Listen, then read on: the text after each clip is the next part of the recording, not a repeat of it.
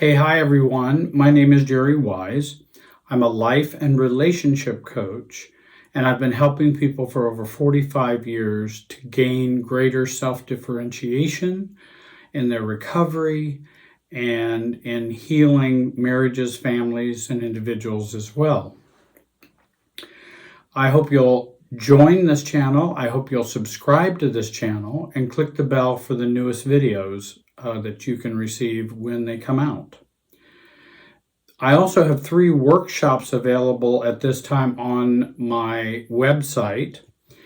And if you watch all 3, you'll have a mini masterclass that I think you might really enjoy. This video and this subject is healing from family alienation. Family alienation is a silent pandemic in our society.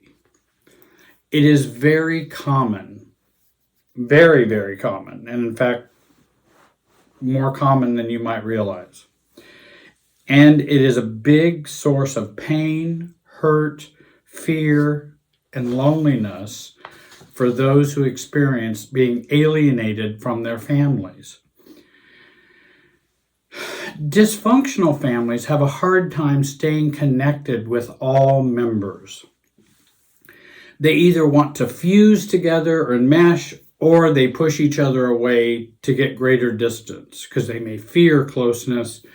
And then they feel pain when there's too much distance. And dysfunctional families are not able to have that kind of stability. Often, families do not have the emotional maturity and clear-headedness to tolerate differences and to avoid reactivity. And this creates alienation. If we can't have a stable relationship, if I'm not clear, if I'm not emotionally mature, then oftentimes there are triangles, maturity detours, as I've talked about in other videos.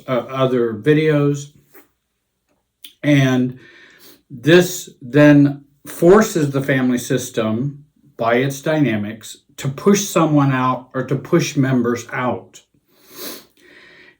Also, if you have a narcissist or borderlines or counterdependence, who lie or project or are selfish in the family, then it can be very difficult to maintain a calm, stable, and warm connectedness with the family. So what do I mean by alienation? Alienation occurs when a person withdraws or becomes isolated from the family and from themselves. And oftentimes when we are alienated from a family, we often experience alienation from ourselves. What are some of the symptoms of alienation from family? Feelings as though there's something wrong with me, loneliness, anger, hurt, feelings of rejection, feeling distant from others, and estrangement from others, even in the other parts of our lives. We can often feel estranged from our own feelings. We can feel helpless. We have feelings that the world is empty or meaningless. Feeling we have no purpose.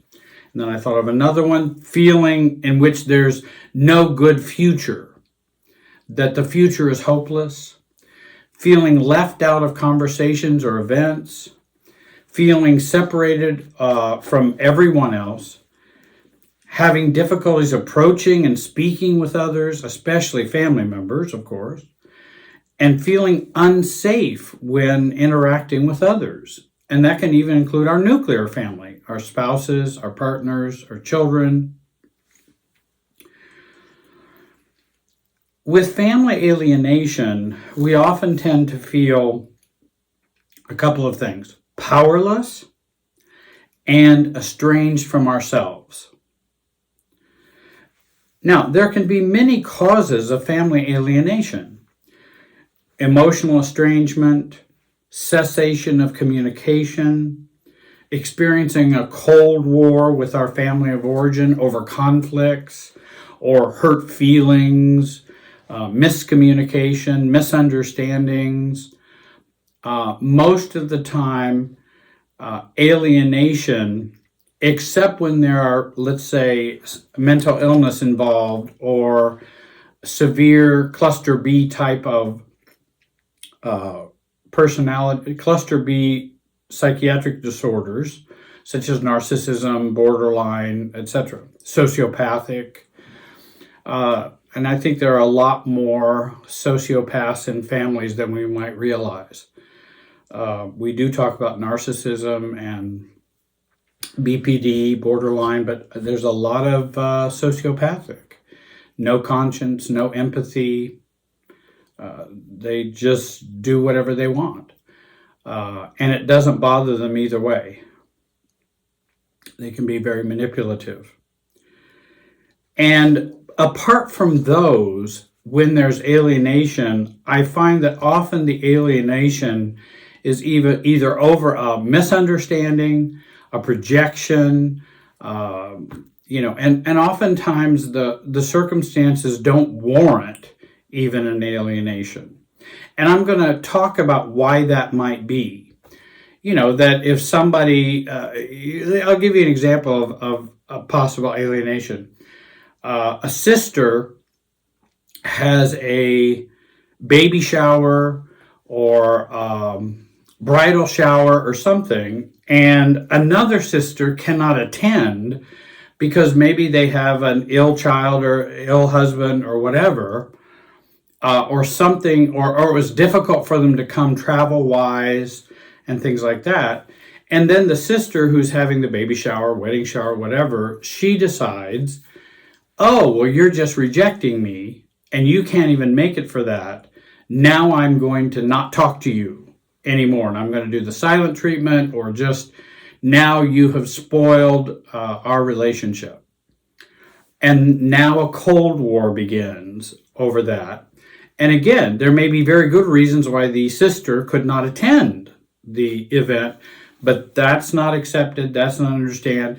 It triggers the original sister who's having it triggers her, and then she starts this cold war. And I think oftentimes when you unpack those kinds of alienations, it's kind of like, really? We're going to have a cold war over, I just couldn't attend one event? Or somebody doesn't go to Christmas or some holiday or something like that. And then again, there's alienation as a result of that. And I think that's, oftentimes I find those are painfully unnecessary reasons for alienation. Now, what I've also found is that it's not about the reason, because we're not looking at the cause. The reason is you didn't come to my bridal shower. I'll talk to you more in a minute about what might be the cause of that. Because if you look on the surface, it's like, okay, I'm sorry, sis, you can't come. I really wanted you to be here. I'll miss you not being here, and it would have been great to have you here, but I love you anyway, and I understand. Or the other sister says, I'm so sorry I can't come because, my husband has the flu, and, I got to watch the kids, and et cetera, et cetera. And they're apologetic or whatever, and it seems reasonable what they're doing, and both see it as reasonable. When there is latent family emotionality that is reactive and also reactive to the past, and I'll be talking about that, then that can trigger an alienation. And it's over almost nothing. You picked up my phone and looked at the front of it.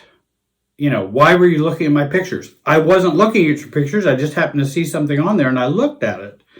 Oh, well, and I've even had people be alienated from their family and from a sister over that, just looking at a phone. And she had no malicious intent. There was no, she just happened to see something that was interesting. And she thought, now, is that my sister's phone? Just kind of picked it up. Her sister walks in, and now it's, we're off and going, and now we got to have a Cold War over that. And then that becomes the issue for the next 5 years. And again, you can see it's a tempest in a teapot, but it still seems like a tempest because it's not about the tempest. It's not about the phone. And I'll be talking about that. So some common reasons that we talk about for alienation are, well, there's mental illness, there's a narcissist. Okay, makes sense. That can be difficult. Narcissists will alienate people who don't go along with them, whether it be parents, siblings, if they're not very empathetic at all, and so they will alienate family members who don't get on board. There can be emotional abuse. There can be differing expectations about family roles and family rules.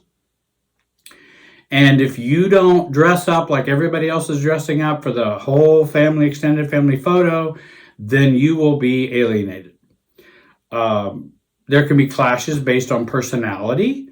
One person tends to be a little more negative. The other person tends to be a little more positive, and we have a personality clash.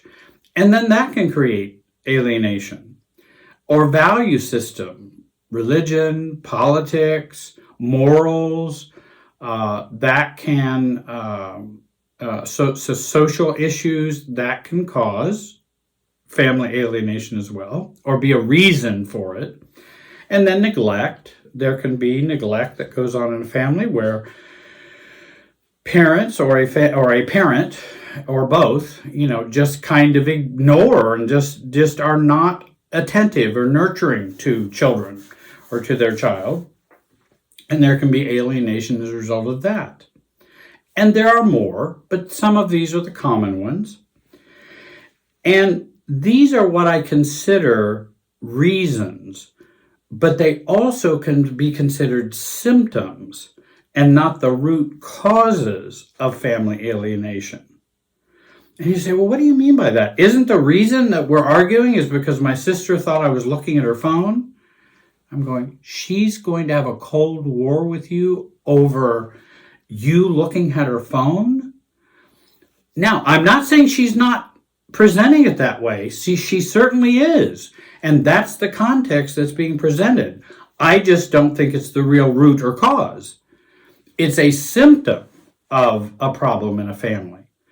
And that's where it gets so frustrating, because we look at it and go, this symptom is just not worth alienating from each other for 5 years. It's just not worth that. Why are we doing that? But it seems to make sense to one or more family members. That's absolutely, you'd do the same thing if it were you. If I picked up your phone and looked at it, you'd freak out and wouldn't want to talk to me for 5 years. And again, I don't believe it's the root causes of family alienation. So what do you mean, Jerry? You asked, these family systems are family symptoms of what? What's underneath there? Let me give you an example. We'll talk about Jenny.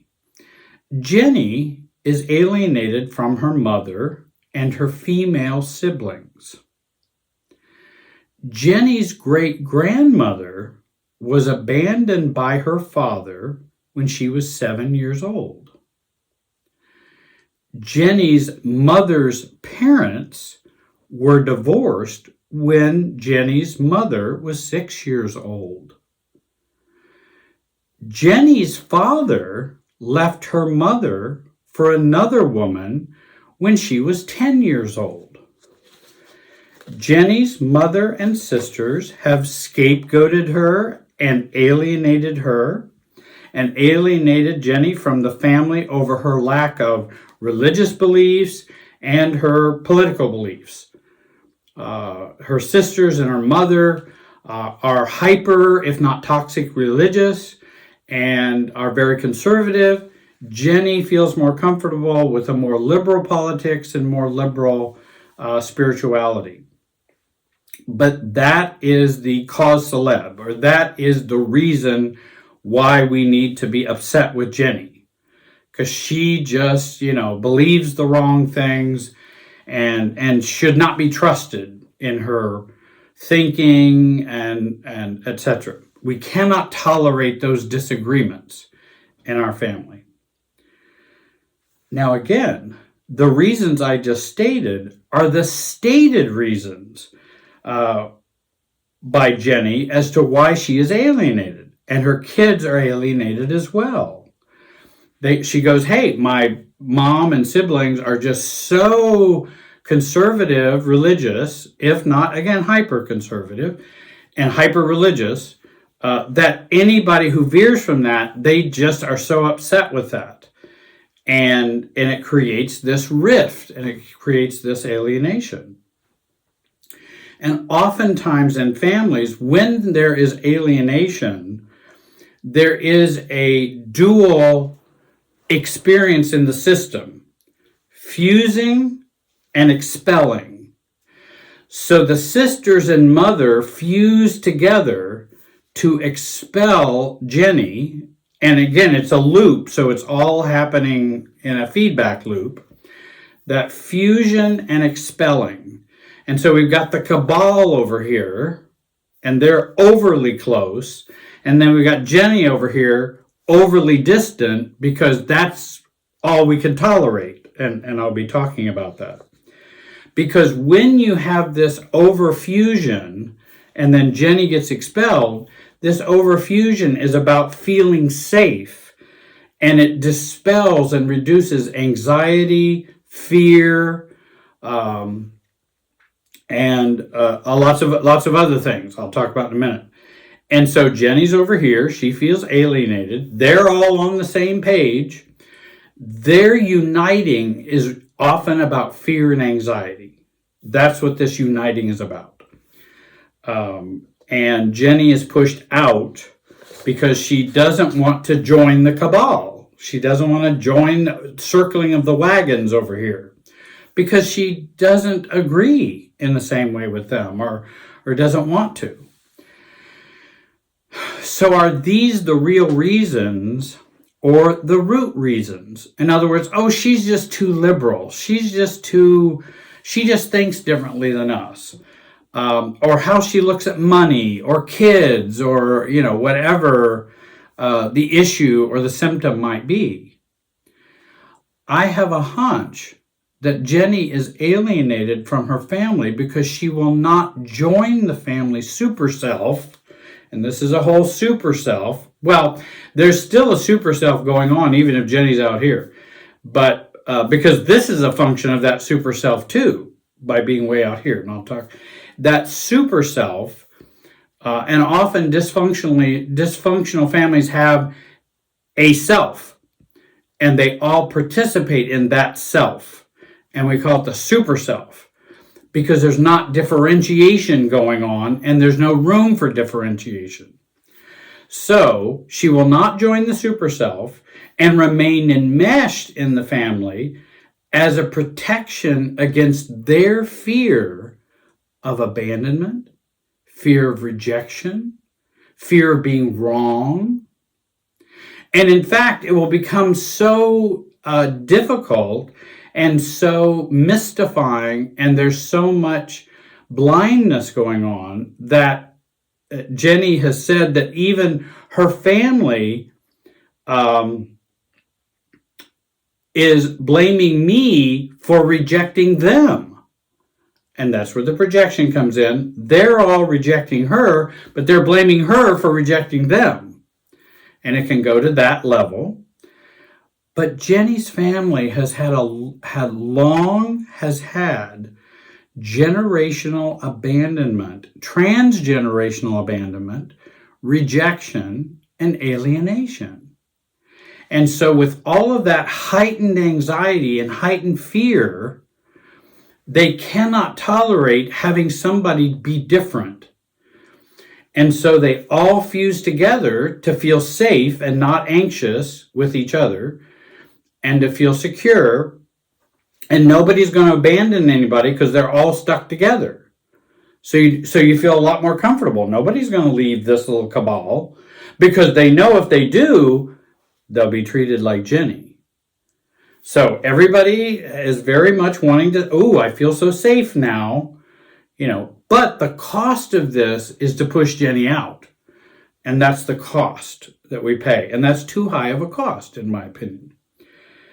And so they stay safe by keeping Jenny out there because she just thinks too differently. And she's rejecting me, which I fear. And oftentimes, as I've said many times, what you fear is probably already coming upon you. She's just rejecting our views, rejecting our values, rejecting us. And we can't tolerate that because we can't tolerate the differences. So we keep Jenny out there. We keep us all in a cabal and enmeshed. With all of the surface reasons we talk about, well, it's about politics. It's about liberalism. It's about social issues. It's about politics. Whatever is the, she looked at my phone. Whatever the reasons we give and we talk about, we ruminate about, we try to understand, we spend lots of time, well, why did they think that way? Why is she thinking that way about the phone? Isn't that ridiculous? I don't know why any normal person would be so reactive to someone just picking up their phone, just looking at the front of it. Why is that so sensitive? Excuse me. We often miss the wider picture of the family as we zoom out and see from an astronaut's point of view that, hey, this has been brewing for 1, 2, 3, 4 generations. The fear of abandonment, the fear of rejection, the fear which pushes everybody together or pushes some out in the family. Seeing from this point of view could make a big difference in the way forward for Jenny. I think of in helping folks, and this is a very simplified view, you need to talk to a coach or someone to help you or a therapist to help you in guiding you in your strategies for family alienation, such as she could avoid religion and politics and continue to be steady and loving and connecting with different people. And again, it depends on how dysfunctional the family is. I understand that. And how they may be mean or those kinds of things. But if there's some tolerance for continued connectedness, the more this cabal feels safe, the more they can break apart from each other. And so, again, that gives you some ways forward in, it's not about politics and religion. It's about feeling safe and feeling accepted. And, it's just we've gotten this issue as the cause. Alienation symptoms in families can function as a result of intergenerational life and transgenerational transmission of the emotional field families experience. So this alienation has 2 or 3 generations as its beginnings. And the more we see in a wider way, the more calm we can be. And also the more we can see it's not as personal as we think. It's a function of the system, not a function of my sense of worth or value. Families can experience these alienations because they have an allergy to intimacy or closeness. There's been a lot of abandonment, a lot of broken relationships, and then there's intergenerational trauma that can occur, that can really be problematic for families. I've already talked about personality disorders, fear of abandonment. There's often a lot of borrowing and loaning of self in those previous generations. The family's super self gains self from exiling a member of the family. In other words, there's not enough self here. It's a big super self, but nobody has their own self. They're all connected to the super self. And so for us to gain some self, we have to exile Jenny. Because then we feel better about what we're doing and how we feel, what we believe. And whenever we have to feel better at someone else's cost, we're borrowing self from them. The alienated child or adult child can loan self to the family by giving up and staying the exiled one and feel the accompanying pain as a victim. The alienated adult can borrow self from the family by pursuing the family and being the healthier one who is right and not the family who is wrong. And again, that's another kind of unhealthy position to have while pursuing the family. And we can borrow some self from that. Well, it's just too bad they're not as mature as I am. Acting out family drama from generations previous, again, is another part of, it comes out in symptoms, but the family is acting out previous drama. And I think in Jenny's case, there's a more direct connection to that. The family is exiling her because they do not feel safe enough, because of previous generations' abandonment, being adult children of divorce, adult children of divorce with affairs, and adult children of being left and abandoned. There's not enough safety to allow someone with some difference to be a part of this group. And there's not enough self-differentiation, not enough self there. What can we do to recover our feelings, our beliefs, and actions if we find ourselves in an alienated state? First of all, I'd recommend get some coaching. You could probably move forward a lot quicker if you do that. But that's not the only thing. There are good books. There are good videos that you could watch. Many people have watched my videos and have gotten a lot of good coaching from them. Stop pushing or pulling. Stop pushing the family or pulling the family. Stabilize or center yourself. Number 2, calm down. Keep working on calmness. And as I mentioned in the video that I have, that's about an hour and a half, called Calmness is Everything, I would recommend you watching it. It talks about family systems anxiety and non-calmness in the video. Staying calm can help you function more maturely and not just as a result of these unseen forces that you're not aware of. Thirdly, stop indulging your anger, frustration, and hurt and rehearsing those over and over and over again. These feelings only hurt you. I'm not saying you shouldn't feel your feelings, but what I found is that for these 5 years, let's say Jenny has been angry, hurt, etc. for 5 years. Now, wait a minute, that's not worthy of being hurt and angry for 5 years. I can understand feeling angry or hurt if you are alienated from a family, but by feeling those feelings, it does nothing good for the family. It doesn't help you function better with the family. It's often a defensiveness. If I stay angry and hurt, then I'll never let them hurt me again. But you end up hurting yourself to buy you the future of not being hurt again. And we don't want that bargain. We want to not rehearse those feelings over and often system feelings, guilt. And then we'll feel guilt. Well, I'm not all connected with them. I don't believe the same way. Now I feel guilty that I don't believe the same way that they believe. Or I feel guilty because I did pick up the phone, but I had no malicious intent or anything. But I shouldn't have picked up the phone. And I feel guilty and continue to feel guilty.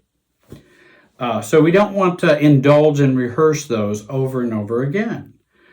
Reduce your pain by working on false beliefs. If I remain alienated from my family, I will never be able to be happy. I'll never be able to be accepted or loved or whole or satisfied. Those are false beliefs. Or that if I don't have a family of origin, I'll never be happy. I'll never be able to be fulfilled, have a good relationship, etc. That's not true. There are many people who do that. Embrace the grief. It's okay to be sad and grieve the loss of the family you had hoped for, wanted. That's reasonable. But again, we don't want to rehearse the grief for 5 years, 10 years. Do the grief work so we can get beyond it. Stop focusing on the family. And 7th, focus on your own efforts differentiating from the family and becoming more calm, becoming more mature, becoming more neutral, becoming more accepting. We also want to stop the if only they would do this, or if only I would have done that. That's past regrets or desires. Well, if they would just be accepting of my views, then we could all get along. Well, how helpful is that to have that discussion? And we have that in our own heads and we obsess about that. If only they, why don't they?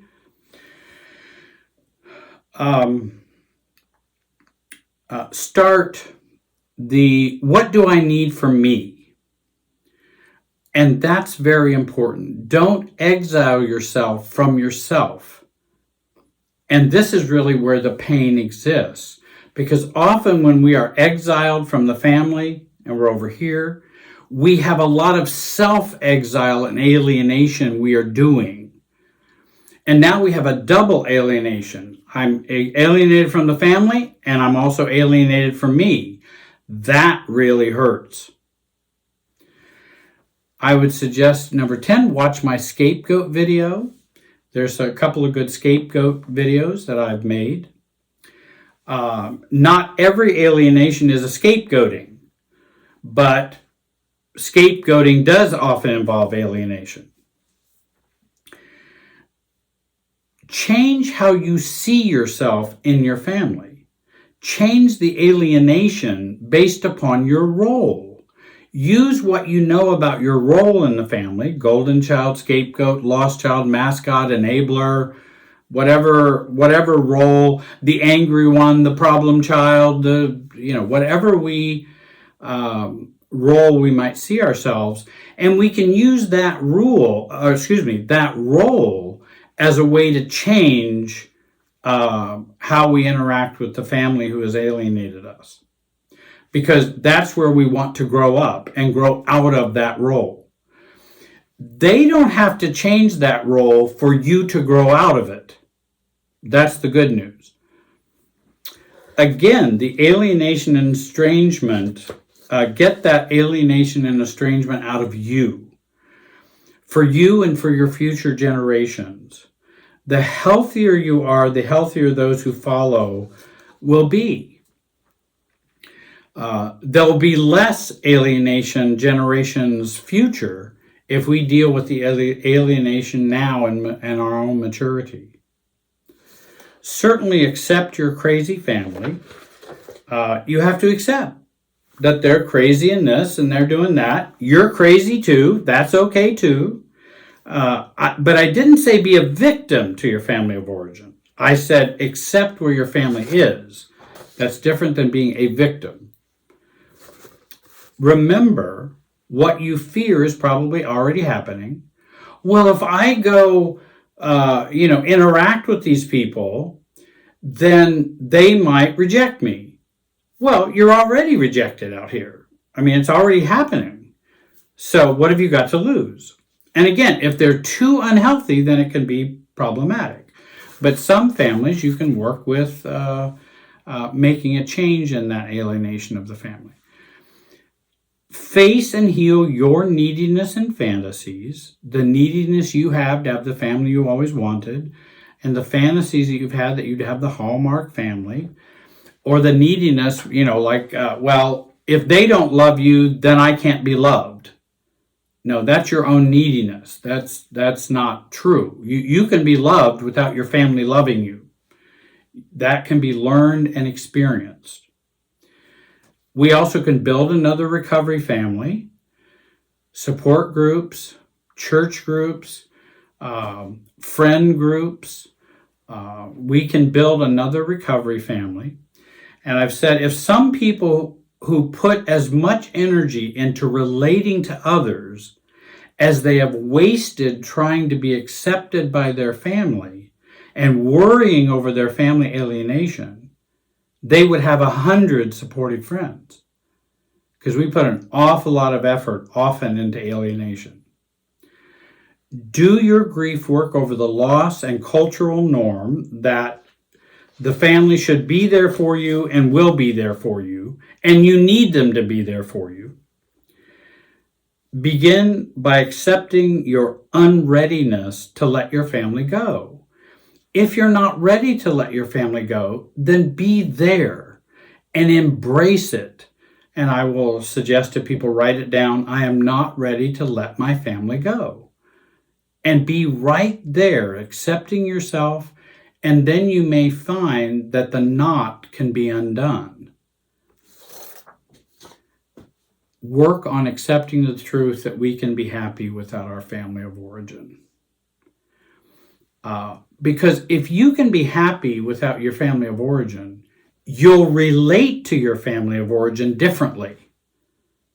And you won't be the victim of the family dynamics that you would be if you felt you couldn't be happy without your family loving you or accepting you. You would change those dynamics because you'd already be neutral, and that would change how you interact. Well, I hope that you will subscribe to this channel. Please become a paid member of the YouTube channel, just for a couple of dollars a month. It would really help to provide free videos for you. I want to thank you for joining me today. I do have 3 workshops available to rent or buy on my website, www.jerrywise Relationship Systems. I want to thank you for joining me. Have a great day and be wise.